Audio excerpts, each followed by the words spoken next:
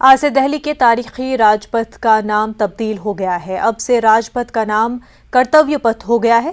PM Modi ने कर्तव्य पथ का इफ्तिताह किया। इससे पहले पीएम ने नेता सुभाष चंद्र बोस के मुजस्मे की नकाब कुशाई भी की।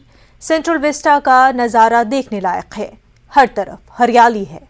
रात के वक्त में रोशनी से कर्तव्य पथ जगमगा रहा है। इस मौके पर पीएम ने खिताब भी किया।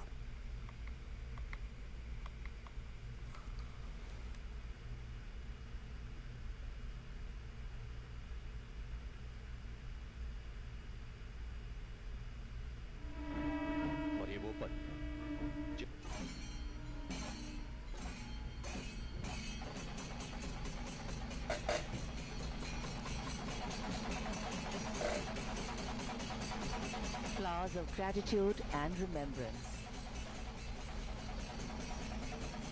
One of the greatest freedom fighters India's ever had. आज हम गुजरे हुए कल को छोड़कर आने वाले कल की तस्वीर में नए रंग भर रहे हैं।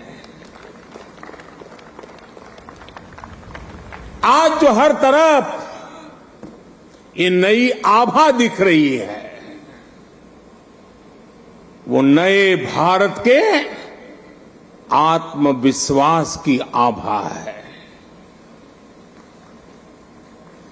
गुलामी का प्रतीक किंग्स वे यानी राजपथ आज से इतिहास की बात हो गया है, हमेशा के लिए मिट गया है।